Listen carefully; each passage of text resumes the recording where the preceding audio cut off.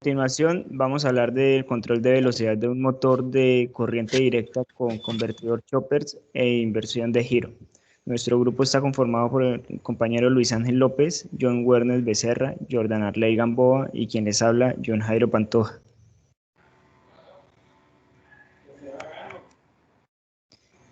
Como ya sabemos, los motores de corriente continua se utilizan ampliamente en algunos variadores de velocidad y en aplicaciones de control de su posición.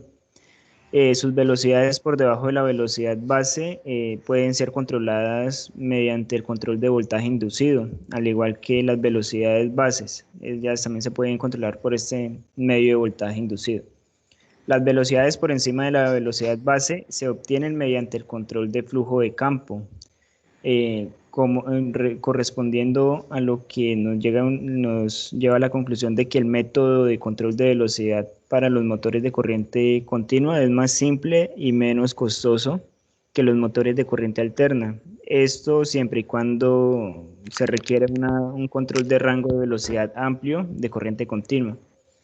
En cuanto a la implementación de los convertidores choppers, también proporcionan un voltaje de salida de corriente continua variable a partir de un voltaje de entrada de corriente continua fijo, como podemos mirar en nuestro gráfico. La señal de control donde está siendo controlado por corriente continua y está saliendo la misma, pero es variable. Los choppers pueden trabajar en los cuatro cuadrantes y se usan ampliamente en motores de corriente continua reversibles, impulsiones.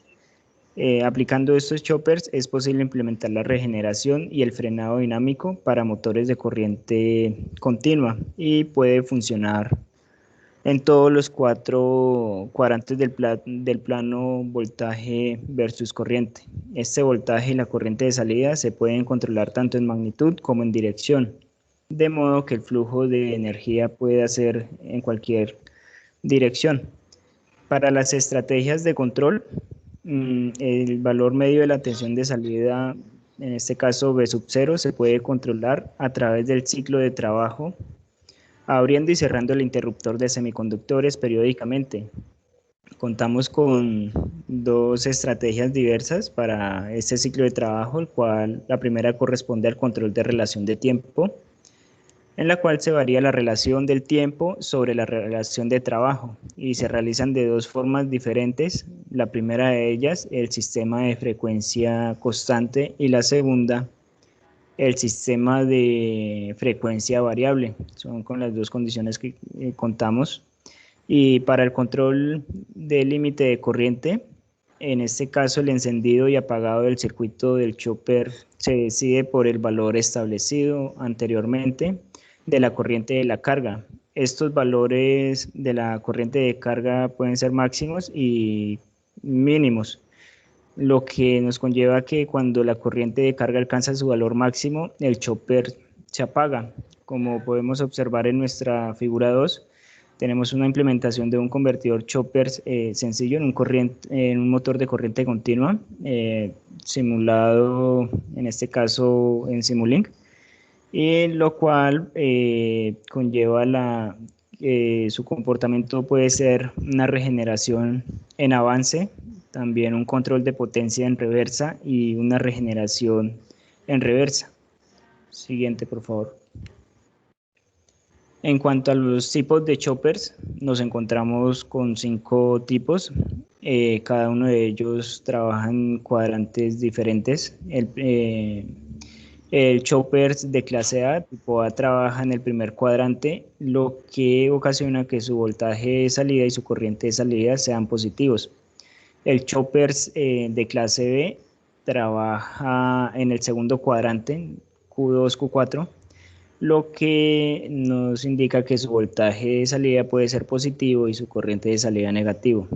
Para el chopper de clase C, trabaja en este caso en dos cuadrantes, en el cuadrante 1 y el cuadrante 2, lo que ocasiona que su voltaje de salida sea positivo y su corriente de salida pueda ser positivo o negativo.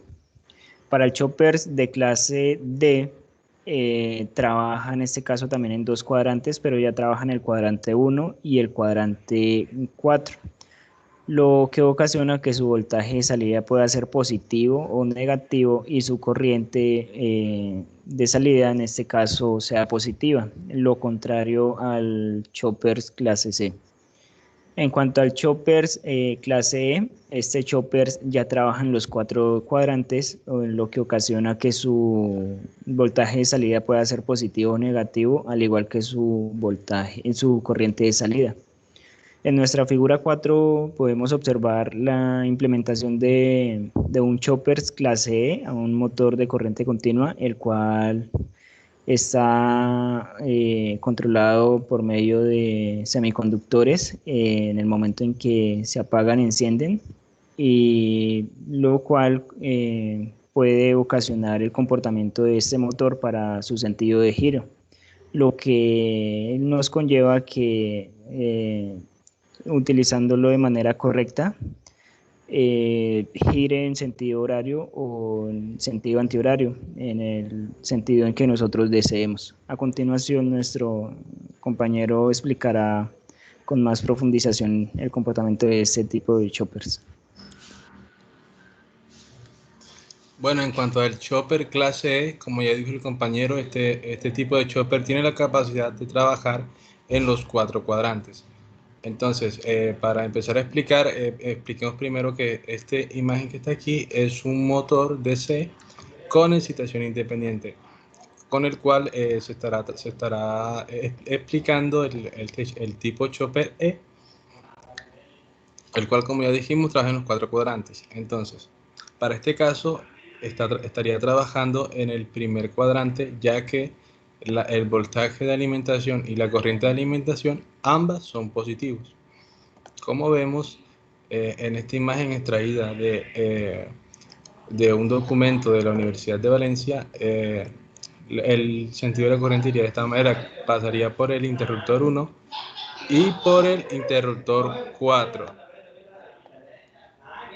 De esta manera tendríamos corriente positiva y voltaje positivo, como se puede observar acá en esta imagen, también extraída de un documento de la Universidad de Valencia, donde observamos que el voltaje es positivo y la corriente también es positiva, estando activos S1 y S4. Para ello se debe cumplir que el voltaje de alimentación debe ser mayor que la fuerza contraelectromotriz o la fe inducida. El par del motor y la velocidad también son positivos en este cuadrante. En cuanto al cuarto cuadrante, tenemos que la corriente es positiva, pero el voltaje es negativo. Como podemos observar aquí, la dirección de la corriente iría de esta manera: pasaría por el diodo 1, por la carga, por el diodo 4 y regresaría a la fuente. Estaríamos entonces en esta parte de la gráfica, en la gráfica azul, donde, como pues ya se puede ver, obviamente el voltaje es negativo y la corriente también es negativa, la cual estaría pues disminuyendo. Durante el frenado en reversa, en el cuadrante 4, el motor funciona en dirección inversa. Voltaje A y la fuerza contraelectromotriz son negativas, el voltaje de alimentación, durante el frenado en reversa, como se puede ver aquí en esta imagen extraída del libro de Rashid. Bien, en cuanto a el tercer cuadrante, tenemos entonces tanto voltaje de alimentación como corriente de alimentación negativos. La dirección de la corriente iría de esta manera: pasaría primero por S3, luego por la carga, luego por S2 y otra vez llegaría otra vez a la fuente de alimentación. En la gráfica podemos observar podemos observar que el voltaje es negativo y la corriente también es negativa. Estaríamos entonces en esta parte de acá. Durante la motorización en reversa, en el cuadrante 3, el motor funciona en dirección inversa. El voltaje de alimentación, la corriente de armadura y la fuerza contraelectromotriz son negativas. El par y la velocidad también son negativos en este cuadrante. Entonces acá vemos circuito de un motor DC, y aclarando que el voltaje de alimentación en magnitud debe ser mayor a la fuerza electromotriz o la fe inducida en magnitud. Bien. En cuanto al segundo cuadrante, o en este caso el voltaje es positivo, pero la corriente es negativa. En este caso se produciría lo que se conoce como frenado regenerativo, en el cual parte de la energía de la energía cinética producida por el motor se devuelve a la batería. Entonces, en este caso, como ya hemos dicho, el voltaje de alimentación es positivo y la fuerza contra la electromotriz también es positiva.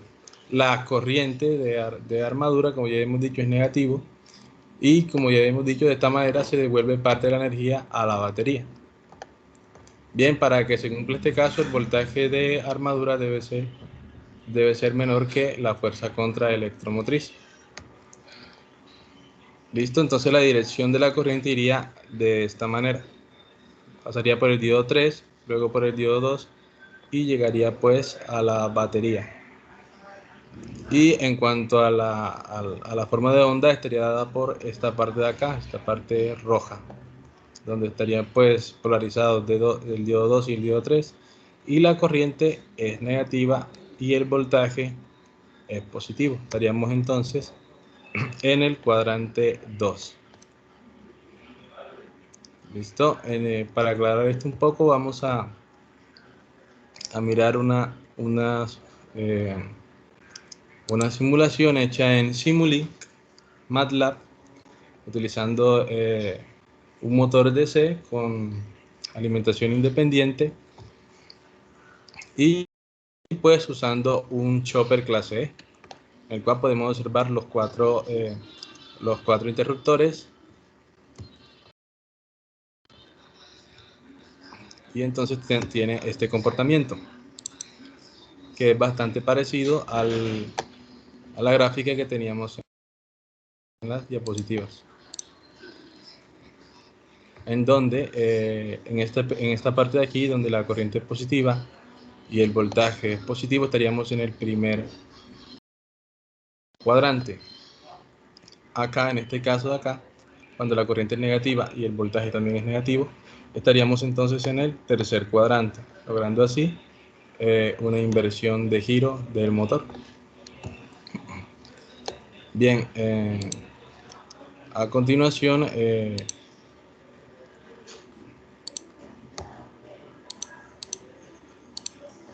compañero pues va a profundizar un poco acerca de esto.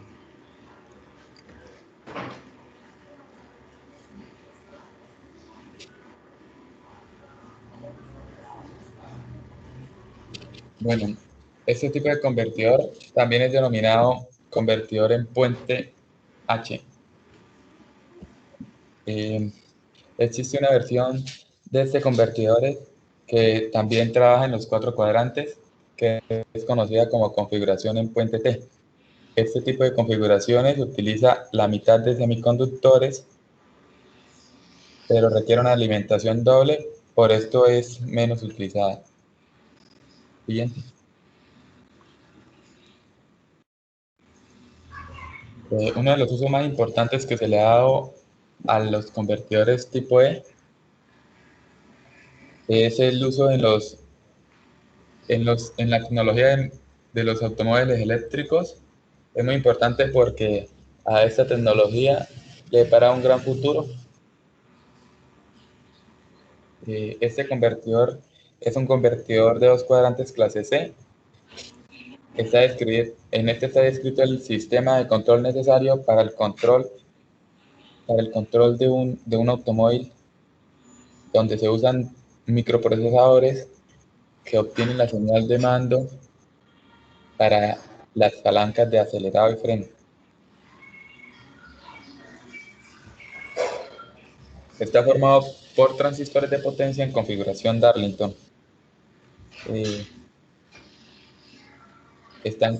Los trozadores están como ya lo dije, los trozadores están controlados por microcontroladores que obtienen la señal de acelerado y freno. Siguiente.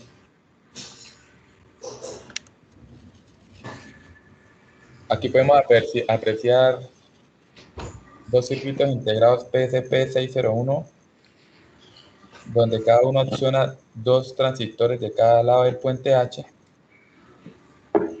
Como se puede observar, con este tipo de elementos conseguimos un accionamiento seguro del puente H y con diversas protecciones. Este tipo de circuito integrado es una solución económica para el accionamiento de los transistores de un puente H. Listo. Bueno, para concluir, podríamos concluir diciendo que un propulsor de motor debe ser capaz de operar en 4 cuadrantes: motorización en avance, frenado en avance, motorización en reversa o frenado en reversa. Y finalmente, para las operaciones en reversa, se debe invertir la excitación del campo para invertir la polaridad de la fren inducida. Se puede decir también que, a diferencia de los convertidores CDCD que ya conocemos, como el bus o el Cook, es que los troceadores o chopper no hacen ningún tipo de filtrado, simplemente cortan la señal, por así decirlo. Por ello es muy importante, o podría tomarse como desventaja, que tendríamos que trabajar obligatoriamente en frecuencias altas. En cuanto a la bibliografía o a la información que de donde nosotros sacamos todo esto, la mayoría de esta información fue obtenida del libro de Mohamed Rashid, Electrónica de potencia, circuitos y dispositivos y aplicaciones. Gracias.